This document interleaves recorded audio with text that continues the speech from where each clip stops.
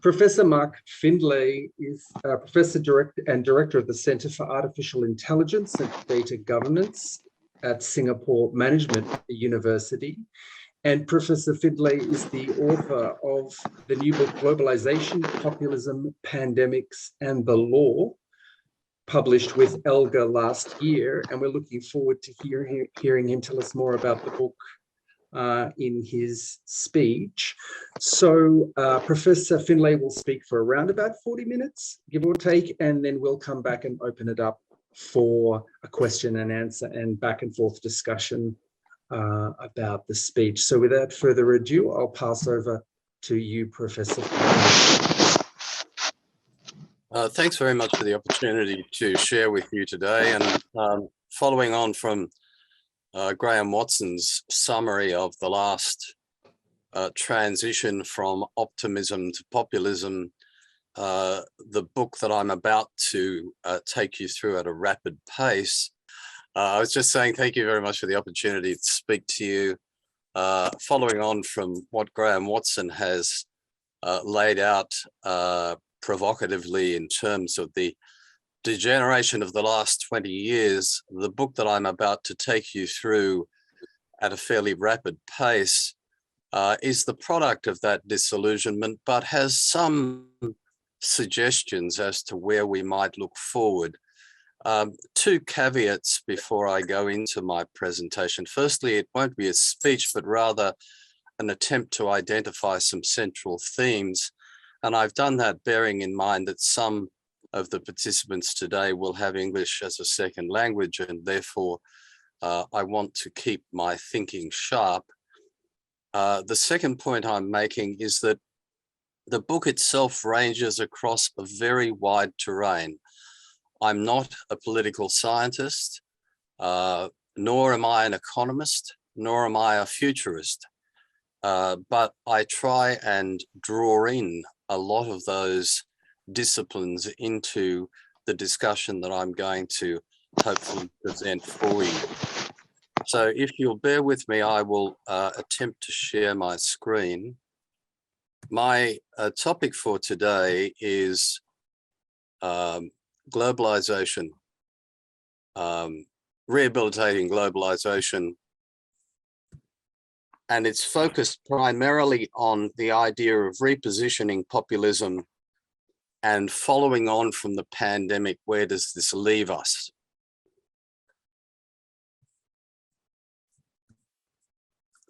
As mentioned before, the book from which I draw this work is Globalization, Populism, Pandemics and the Law, the Anarchy and the Ecstasy.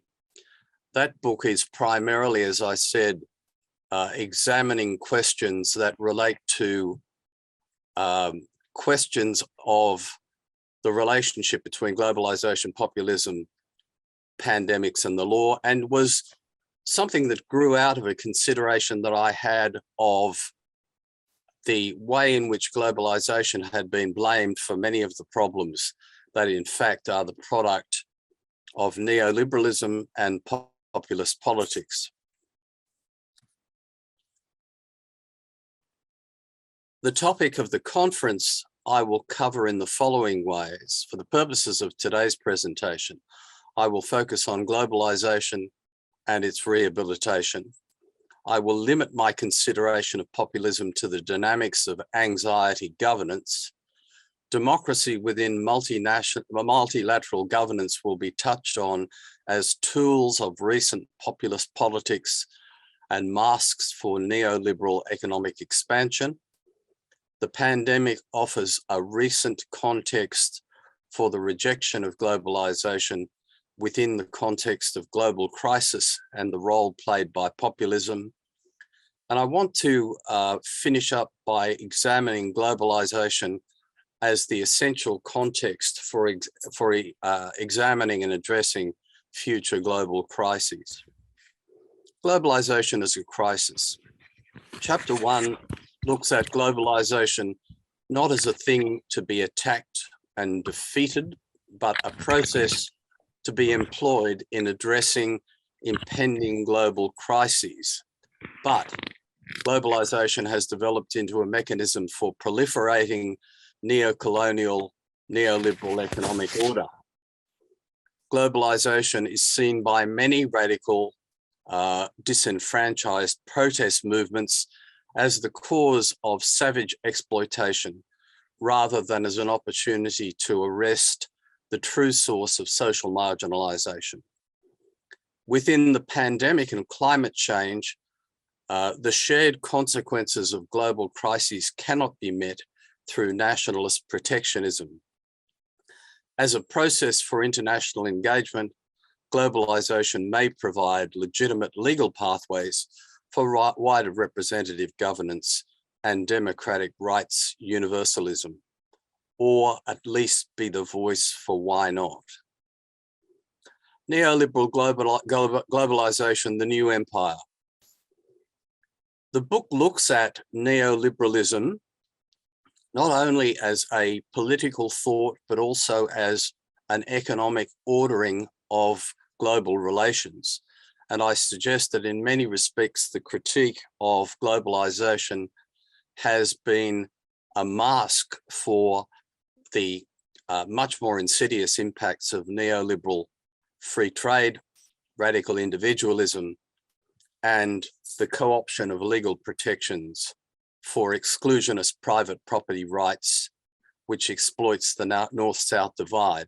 In other work that I have done recently, I've explored the way in which the law as a professional discipline has been focused almost entirely in the North world on the protection of private property. And I argue that, interestingly, the internet has provided a way in which many have been able to reimagine private property relationships. And because of that, law is under siege. And I would also suggest that neoliberal economic ordering is facing a similar crisis. However, the insider can no longer be distinguished from the outsider in a populist world. The mask becomes the populist reality, and the crisis is distracted from its source. Market maximization and individualist wealth creation are the dreams rather than the dystopia. Dreams robbed not by global engagement, but by economic development frames offering trickle-down benefit, masking massive wealth sharing inequality, and squandering sustainability. Neoliberal subjugation of universal rights through individualist rule of law. This is a very important point, because as much as we would like to rely on rule of law as a protection for liberal democratic institutions, rule of law has in many respects been used as a tool by neoliberal expansionism to in fact mask the reality of discrimination which comes as a consequence of neo-colonial political domination from the North. Through technological colonialism and the proliferation of AI and mass data sharing via the commodification of personal data, could globalization be used to advance a neoliberal post-human world? In the area in which our centre researches, we are constantly coming up with the question about the impact of techno-colonialism on things like the Sustainable Development Goals, on issues like equality of access to the vaccines as a consequence of the pandemic. And in many respects, the argument is that this is the fault of globalization, but in fact, in many respects, it is much more rooted in the alliance between AI-based technology and neoliberal economic ordering. Law is a tool for globalist market space.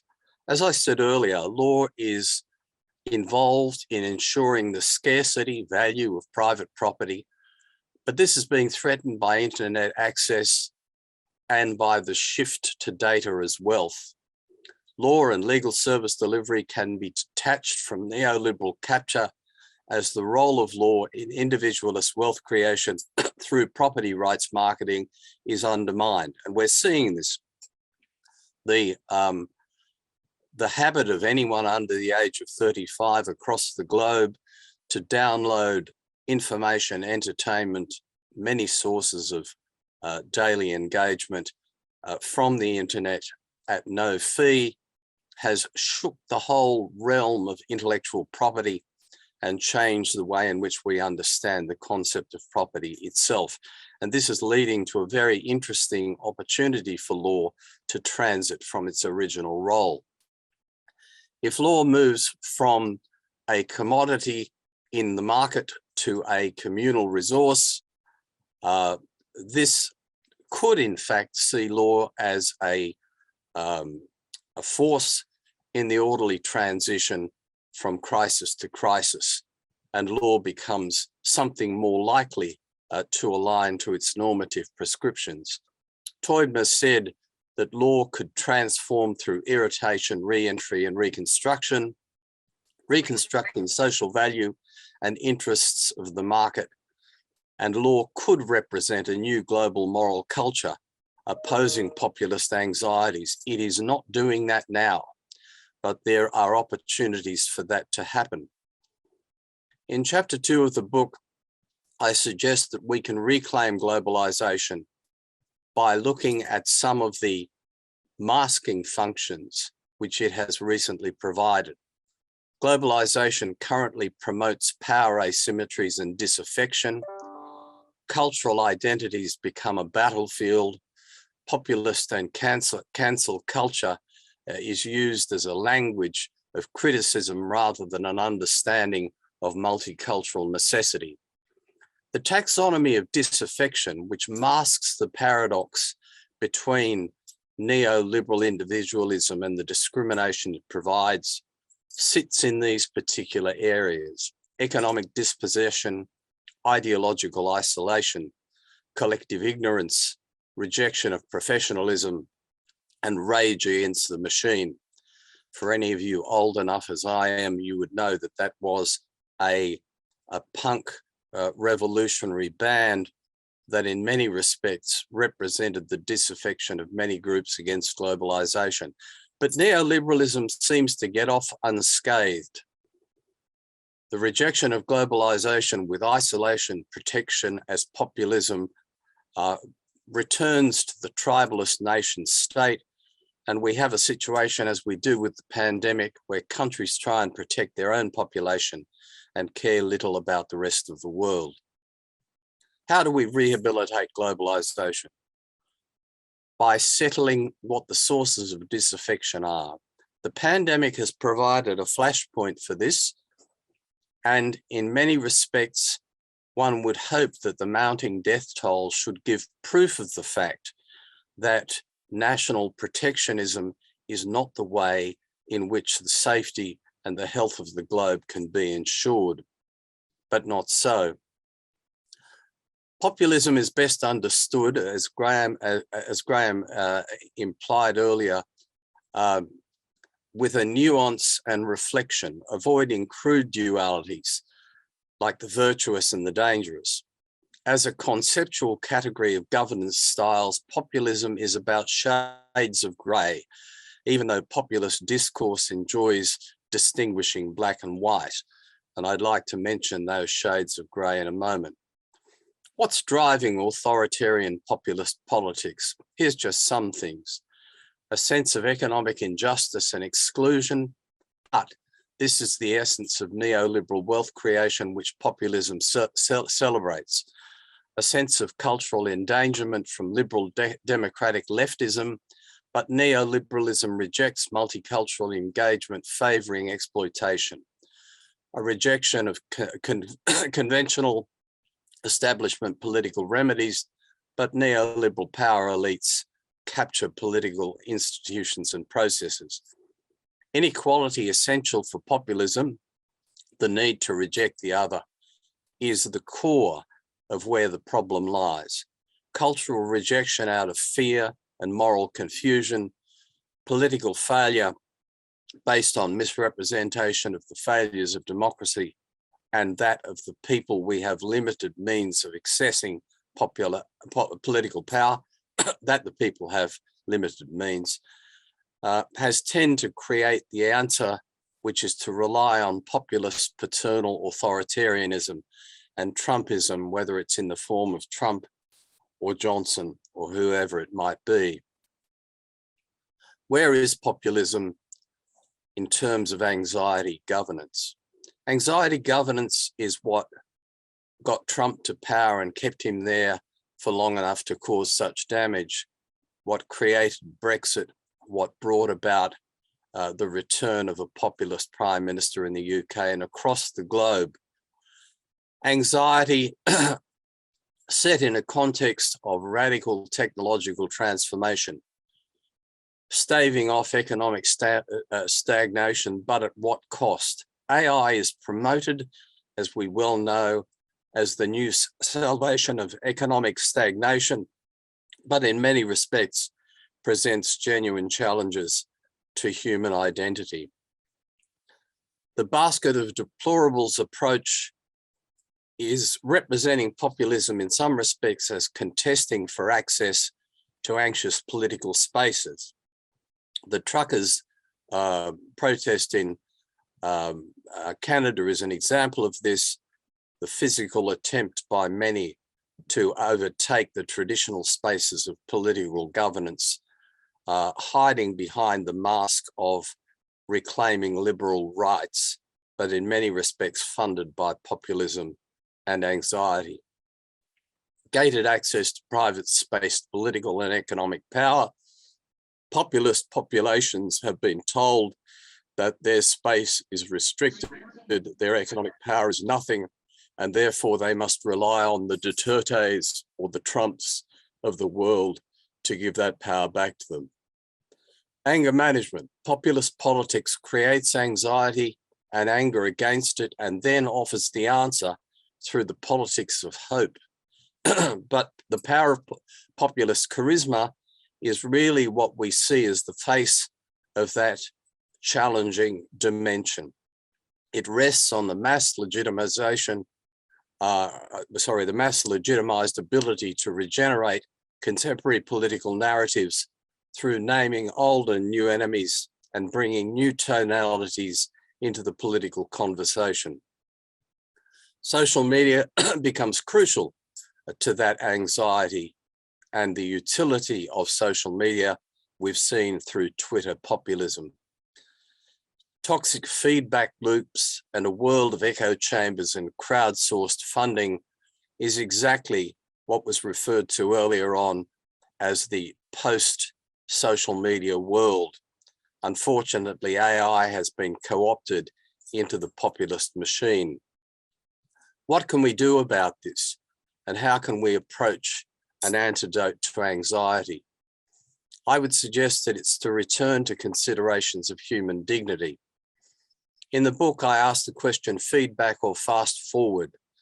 Can feedback loops, for example, offer answers to anxiety in the same way they've been used to manufacture it? Feedback loops, what I mean by that is basically technological ways in which communities can understand what's happening to their information and understand where the true anxieties rest. It's essential to reveal the cruelty concealing discrimination and exclusion as a consequence of neoliberal economic politics. Anxiety governance is the product of collective experience over time, but constructed confusion and serious mythologizing bind its evolution.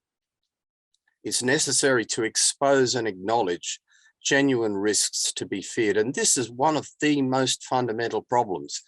If you look at the pandemic and pandemic control, much of populist politics says the risk is with the vaccine, not the risk with the pandemic itself. The risk is with the governments that would cajole us into a particular healthcare, health safety policy, rather than looking at what brought the pandemic to the fore. Finding and occupying safe communal spaces. We talk a lot about this in our work. The idea of needing to have safe space within which data can be discussed, personalities can be managed and kept safe, and where transformed law can provide helpful signposting in this shift. The pandemic as an attack on human dignity is interesting because it's more than illusionary libertarian rights. It's much more about whether we care for those populations, particularly in the South world, that are dying in their thousands due to the absence of access to vaccines. If valuing human dignity is collectivized, it attacks neoliberal and individualist access. The idea of human dignity being something which is a universal right would be a platform in which globalization could be seen as a positive way of engaging the threat that the pandemic and global warming and other crises will face for us in the future. I suggest in the preface that we could adopt a return to sociability. What I mean by there is that pandemic fear gives the impetus for progressing shared risk to shared fate of the things that we need to mutually regulate in our favor. But the economic push to return to planet normal and the populist push of no risk but hoax make realistic evaluation of risk and fate problematic. Neoliberal revisionism invests in economic realism and vaccine skepticism because both diverted attention away from the importance of globalized sociability. Law remains captured by neoliberalism, trying to turn back the inevitable reimagining of private property scarcity valuing and exclusionist market power. It is essential to attack the myths that mask the destructive forces of neoliberalism, and hence the emblem on the cover of the book. The perpetuation of the pandemic through the rejection of universal human dignity, globalized access, and realistic risk evaluation shows the power of populist revisionism. The need to tackle dispossession, alienation, and uber anxiety is more about globalization and engagement than it is about populist isolation. I refer back to Gramsci's question about the old is dying and the new cannot be reborn.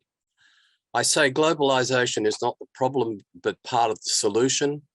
This idea of the new normal, post-pandemic world, living with anxiety, to some extent is a deflection. It talks about the return to resilient values or the return to neoliberal remembering.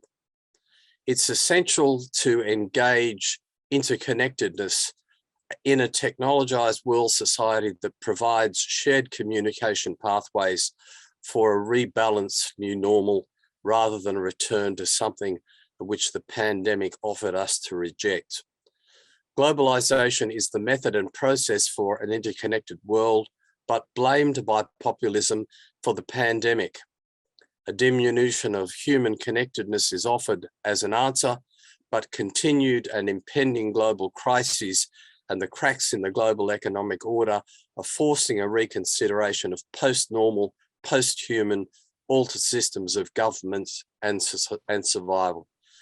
Neoliberal individualism has little interest in the individual coming together in any humanist co-adventure. And that's one of the great paradoxes.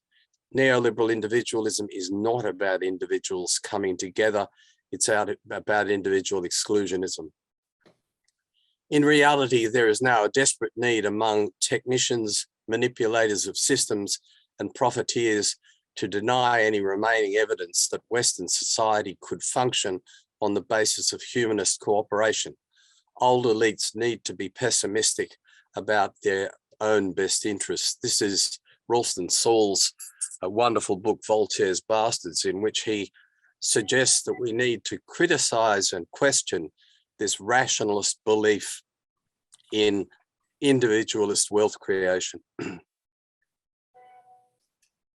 Humanist cooperation, is it possible? The pandemic paradox, rising stock prices and failing economies. Polanyi, who I find most instructive in this area, would talk about the disembedding of the market from the social, and we've seen this in writ large in that first point about the disparity between stock prices and falling economies. The pandemic has offered an understanding of life, community, and futures beyond one's balcony or social media platform. Human consciousness is key to improving the human condition. Populism sees consciousness in the citizenry as dangerous, must be lulled, then channeled through anxiety governance into exclusionism. Does this mean that in fact Fritz Lang's metropolis will be the new normal? Social systems, this is drawing to a close, paradoxically contingent and in continuous transformation, as Lawman would have it. I suggest that there is to be no new normal, but can there be an orderly re-embedding of the economic within the social, transformed by law, broken free of neoliberal commodification and revitalized as a communal benefit? It sounds a big ask, but I think it's possible. It's necessary to beat decades of neoliberal dislocation and recent populist false promises. The pandemic has shown normality is a chimera, further anxiety in searching for a normal lost horizon, bolstered by AI and the post-human, I would say, is an extremely dangerous image to have at the forefront of normality.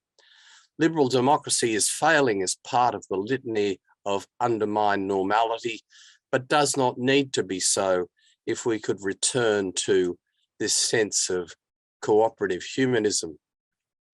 To counteract mythology's divisive language and the structures of hate and exclusion, it's necessary to create safe spaces for informed dissent, the exercise of common sense, considered challenges to obsessive rationality, and allow for prudent doubt, a space for collective flourishing of human consciousness.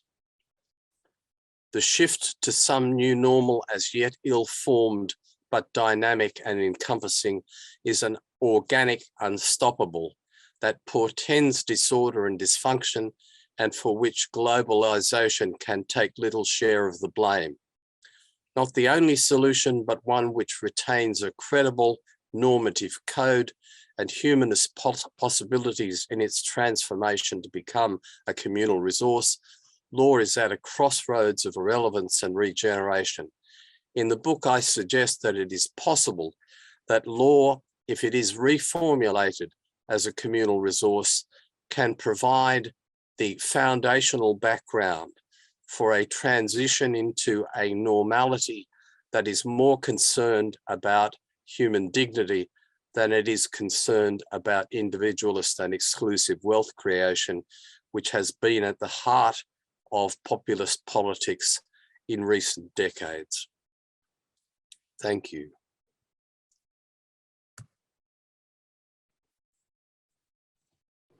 Thank you very much, Professor Findlay, for taking us through the book in such a concise way.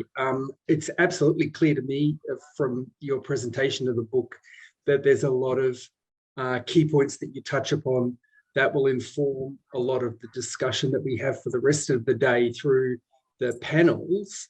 But before we get to the panels, we have an opportunity now for, I guess, around about 20 minutes, perhaps a little bit longer, to open up the floor to everybody to ask questions of Professor Findlay about the book, about his remarks. We have two ways of doing this, and you're welcome to avail yourself of either option. On the Zoom function, you can either click, anyone can either click the reactions button down below. It's next to share screen on the right, and you can raise hand. And that's one way to pose a question. And then I'll come to you and you can put your question directly to Professor Findlay on camera. If that's something you would like to do, the other option you've got is to put your question in the chat box, to type your question in the chat box to everyone.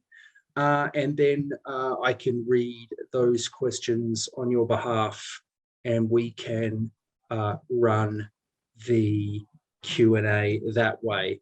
So I'll open it up now and ask individuals who have questions Let's start with you, Ibrahim. You have a question.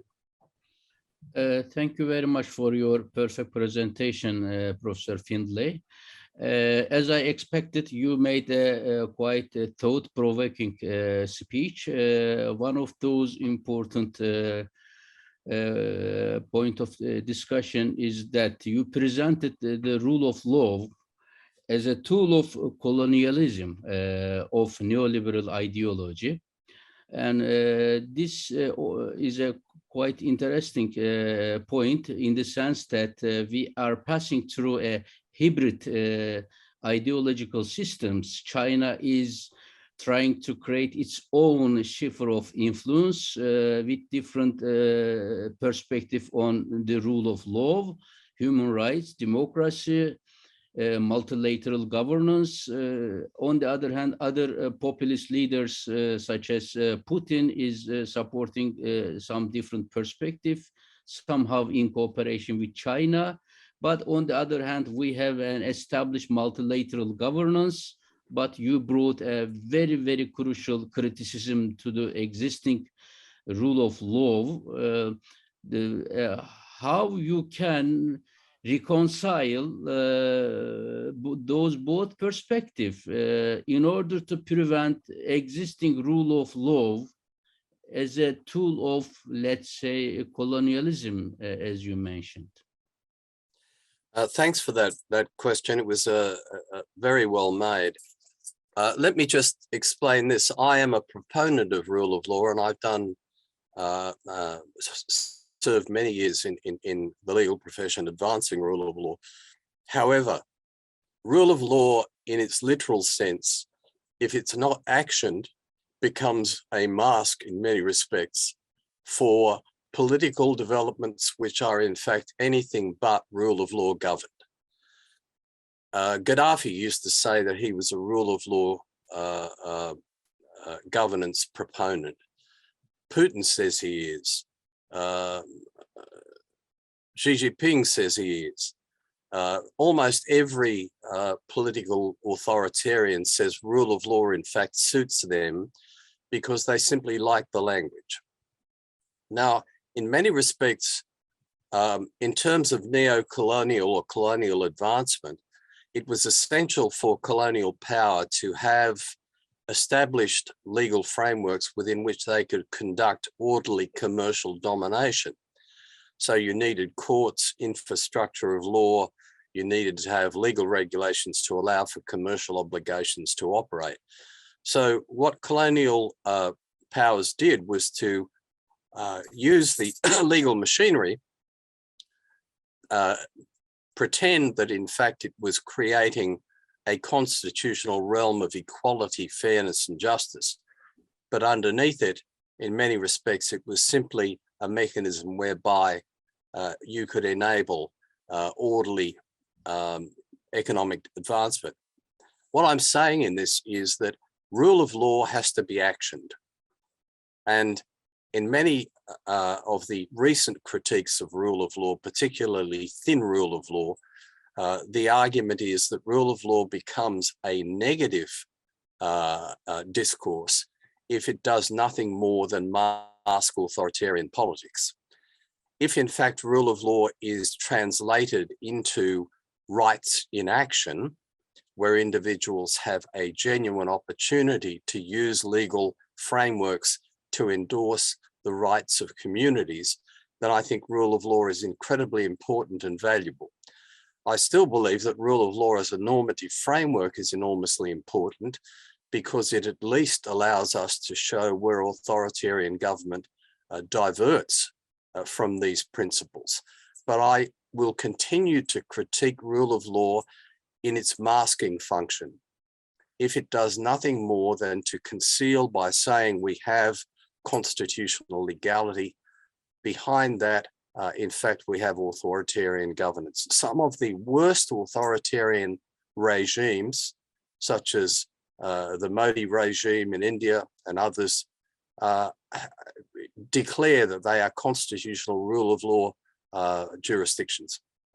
And in fact, what's happening is that the institutions of law and the fairness and justice that law should advance are a battlefield in which only the few who believe in law as a protective device have the sort of support that I think we should be giving them. Thank you.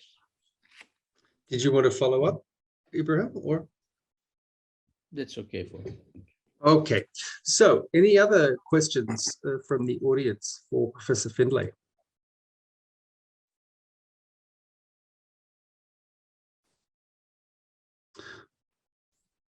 I actually have a question myself, picking up from a little bit actually from Ibrahim's question. You spoke, Professor Findlay, really well about this kind of aspiration, I guess we could say, of re-embedding the humanist, re-embedding society in a different framework of economics out beyond neoliberalism. But it occurred to me as you were speaking that we face this challenge, which is partly related to what Ibrahim said, of the re-rise of great power politics and all of these divisions that weren't in place in the West the last time there was a major transition. How do you think that aspiration, do you think there's a real challenge there in the fact that the systems in China and Russia and the West are so different? And in fact, there's a lot of splintering within what used to be called the First World about how we manage the challenge of what comes after neoliberalism. Again, a very insightful question. Let me just use China as an example.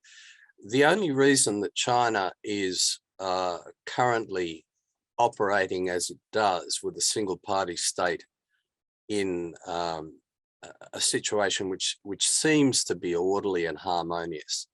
And let's face it, all we know about China is rural China, sorry, is urban China. We don't know about the dreadful poverty and human suffering in rural China. But in the work that we've done on urban China, the young middle class in China are living a neoliberal aspiration. And that is that the Chinese Communist Party can provide the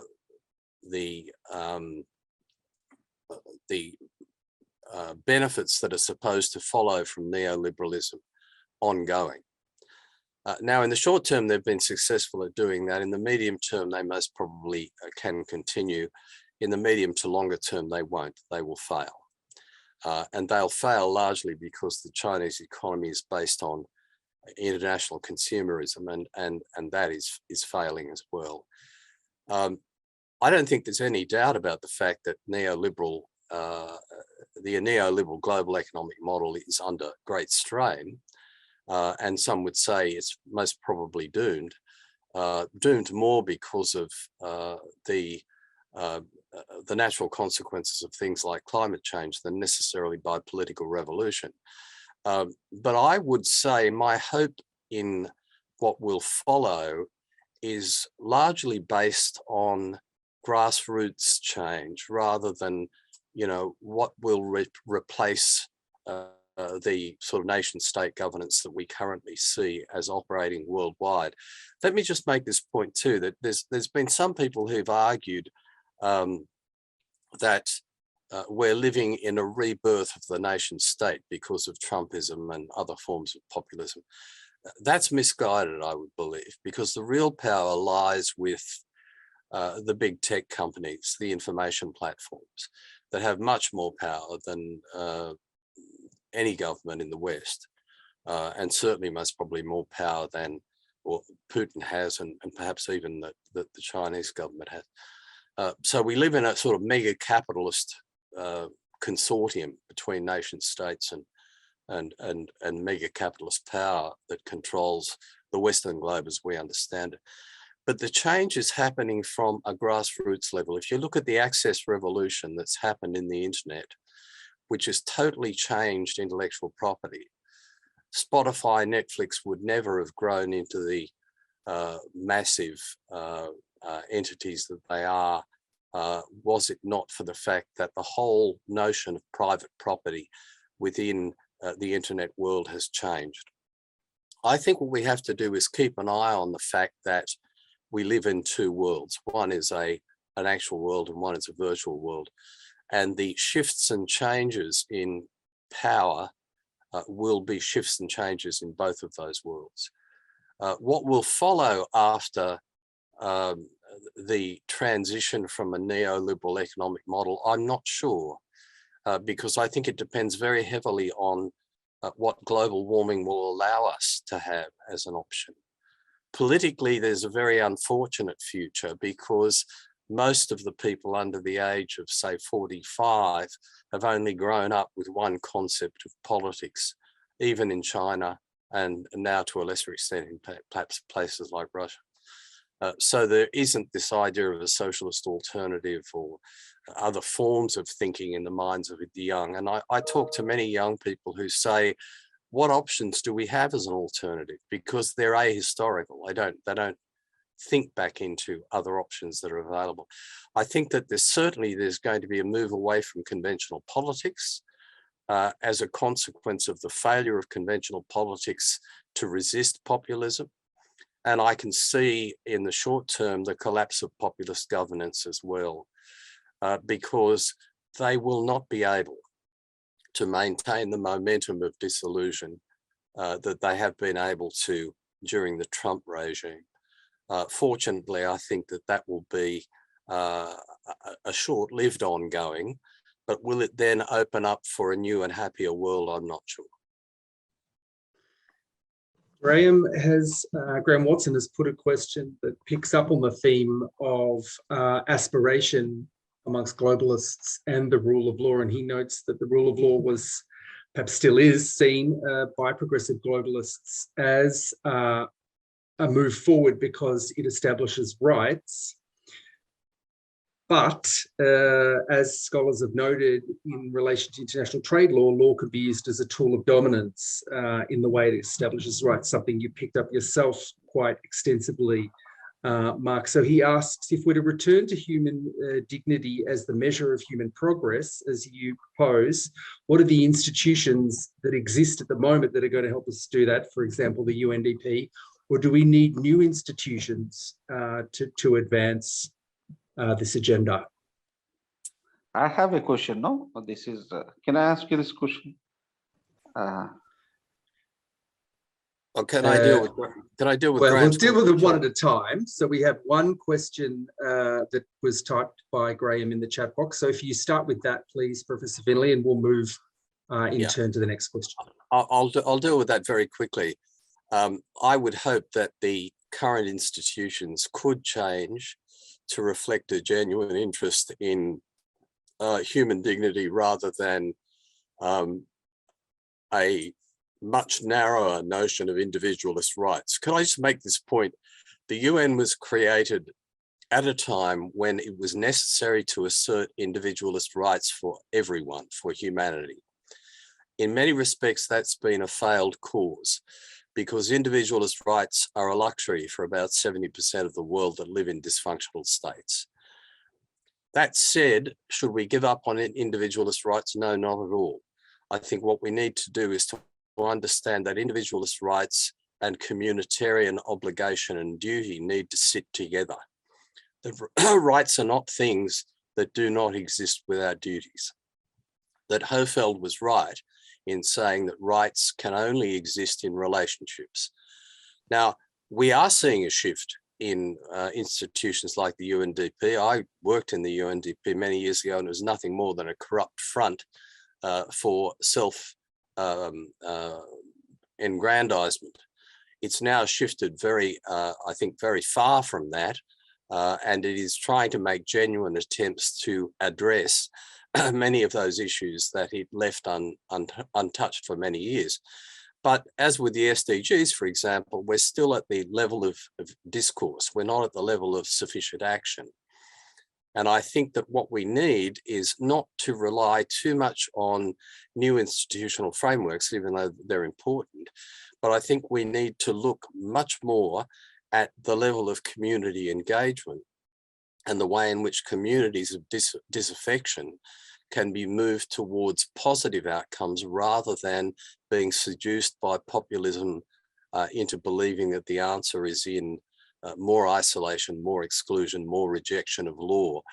The rule of law is absolutely essential as a normative frame for this change.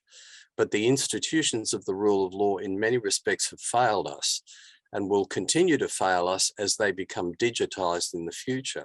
That doesn't mean we should scrap them, but it means that we should seriously examine things like courts, police, prisons, the legal profession, and ask questions about, are these institutions providing the foundations of protection that we want for rights and duties?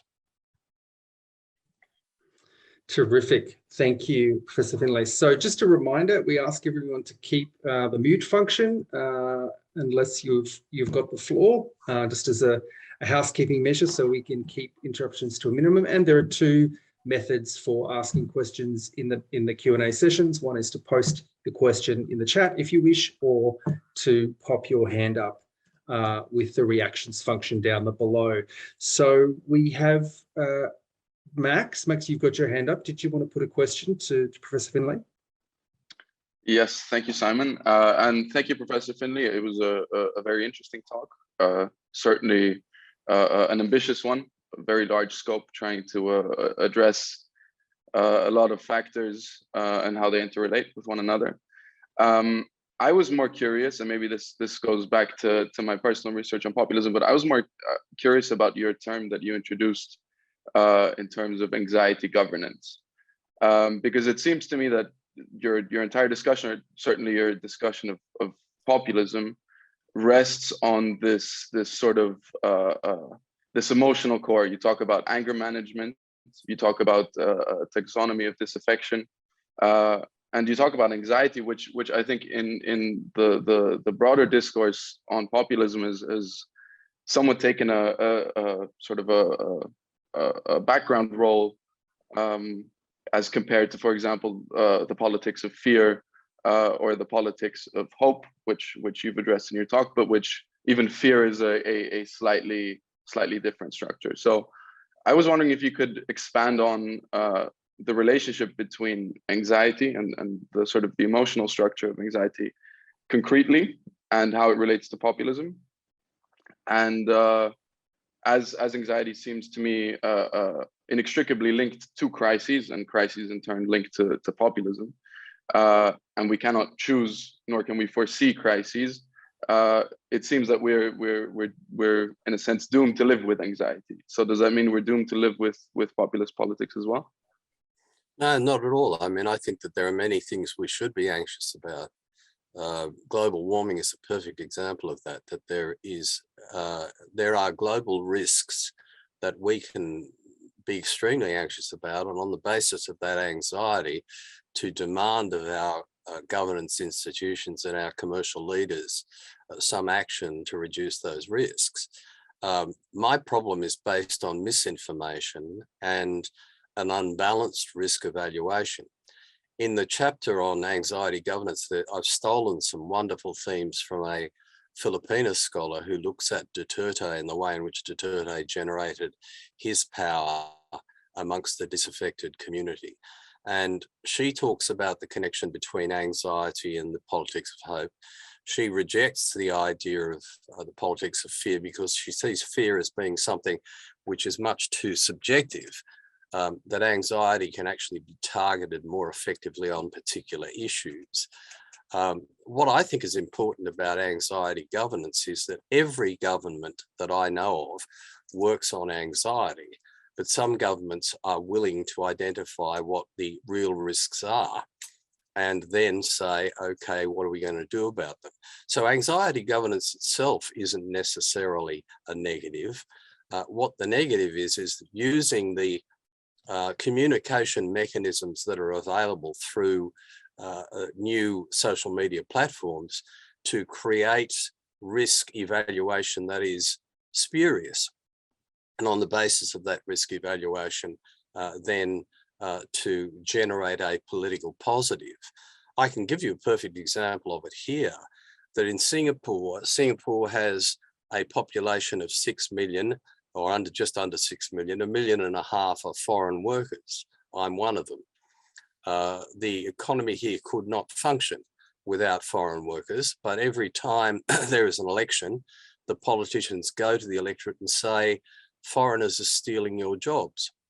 And that generates anxiety. And then the government says, oh, we will restrict foreign workers, knowing full well they have no intention of doing that at all, because the economic outcome would be disastrous.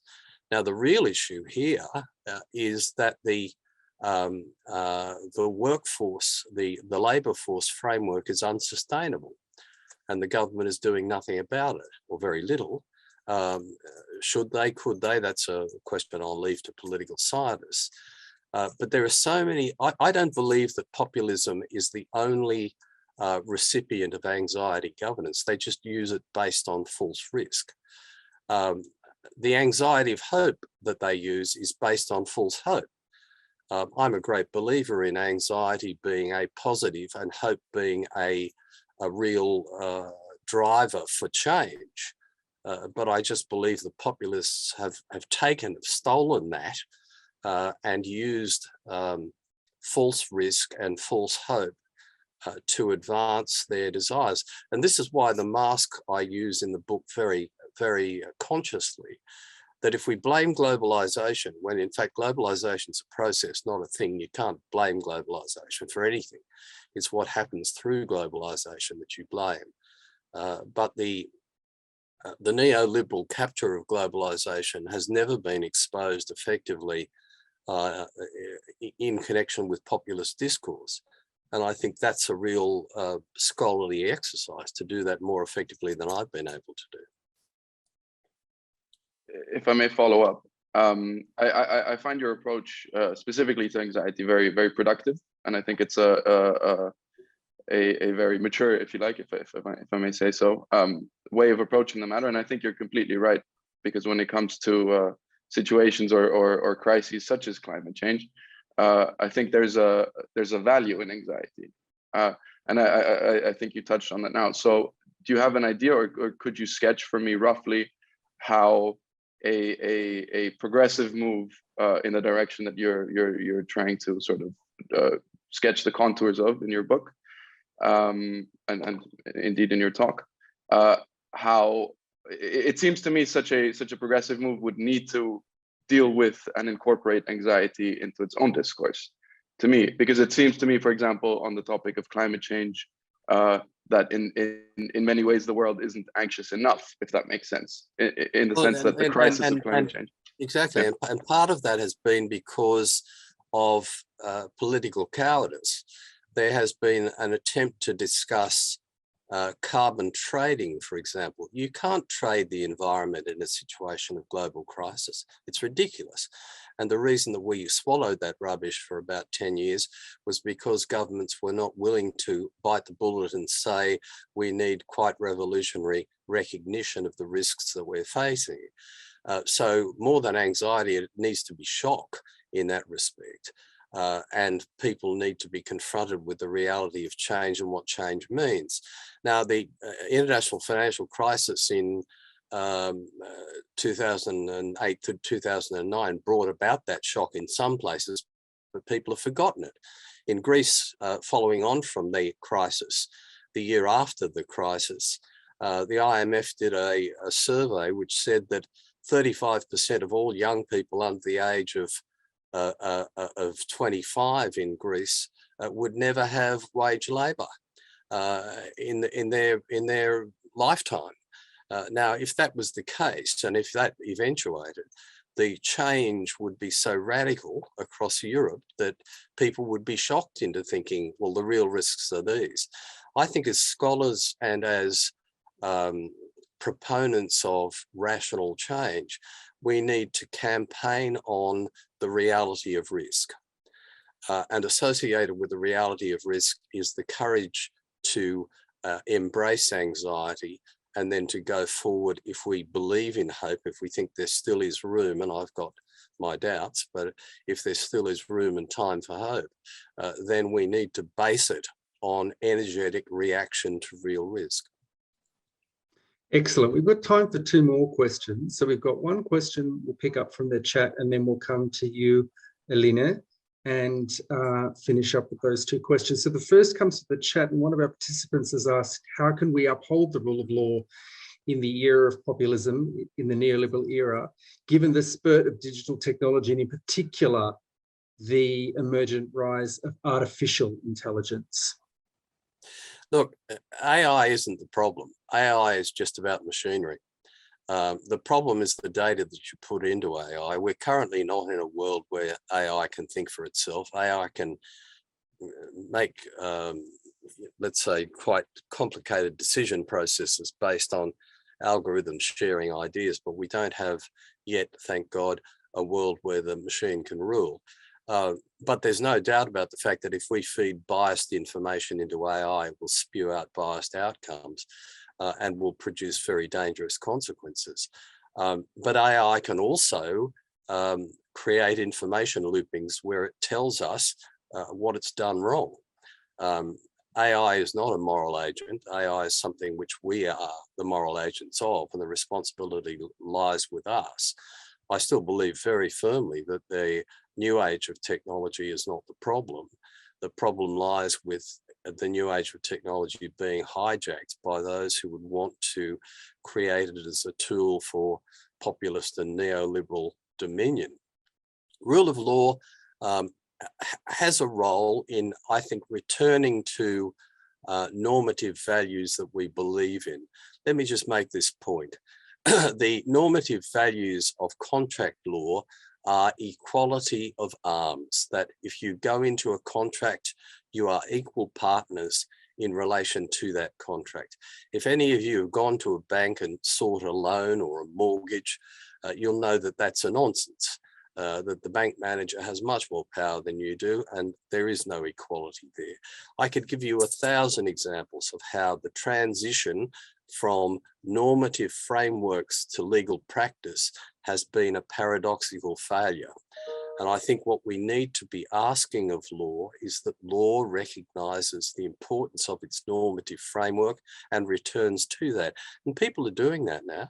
I mean, people are leaving law in droves and going to alternative dispute resolution and wherever else they can find some comfort, because it's not just that lawyers are expensive and some are deceitful, it's the fact that law has been co-opted by the neoliberal few. And my belief is that that's not law's fault, but in many respects it's the fault of the way in which those who profit from law have chosen to redirect it. I don't want anyone to believe going away from this session that I hate rule of law. I don't. But what I do is I really would want to caution against a blind belief in the ascription to rule of law simply because that's what we say rule of law will do. It won't, unless we can absolutely guarantee that rule of law protects the normative functions it espouses. Okay, one more question. Alina Burning, go ahead. Thank you, Simon, and hello to all. Professor Findlay, thank you very much for this inspiring talk. I wonder if you could develop more on your concept of human dignity and whether it could be eventually a kind of antidote to this anxiety that fosters populism. But on the other hand, I was first thinking that this concept relates precisely more to human rights. And it strikes me that it's precisely in countries where democracy and human rights are most developed that we actually find this birthplace of this modern populism. So could you, let us know more about this concept of human dignity and how it relates to populism? It's always the last question that's the hardest. There are many of my colleagues who share my views up to a point who say human dignity is just too aspirational and that I should stop talking about it. I disagree with that because I believe in the true interpretation of libertarian thinking, And if you go back to Rawls or to Locke or to Hume or to any of the great liberal thinkers, they didn't believe in individualism. They were not like Ayn Rand. They believed in the fact that individual advancement and individual liberties rested on the obligation not to harm those who are within your reach. And so for me, human dignity is about recognizing the potential to harm others and to avoid it.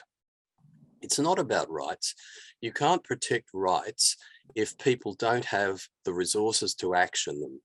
You know, lawyers talk about rights, politicians talk about rights, and I'm not against human rights at all, but I'm against the idea that human rights are enough. Human rights are not enough. Basically, what we need is a situation where there is a recognition of communality, a recognition of our obligation to those with whom we come in contact, and not just with those in an Asian context who are in our family and then everyone else can go to hell. I mean, those who come within our contact in all aspects of our existence. And so this obligation to avoid harm is the fundamental, I think, recognition of our obligation to human dignity. Human dignity is something which many argue is inherent within the birthright of every individual, and that's right, but it doesn't really make much sense if in fact you live in a world where everyone is out to get you. You know, the idea of gender equality, race equality, whatever it might be, will be of no purpose unless there's a recognition that to disrespect gender equality or disrespect equality of rights hurts people. And that failure to recognize our role in the harm of others is what in fact impinges on human dignity. The whole situation with the pandemic, which is the cornerstone of your conference ongoing, which I unfortunately won't be able to continue to attend, is about post-pandemic thinking. And the biggest failure of the pandemic has been the fact that we want to look after ourselves first, and then the people that we care about, and the rest of the world, who cares about them? It's a disgrace for us all, and the greatest challenge, I think, to human dignity in the immediate political firmament. So I could talk to you about human dignity all day in a philosophical sense, but for me, it has a very practical grounding, and that practical grounding is our obligation not to harm those within our reach.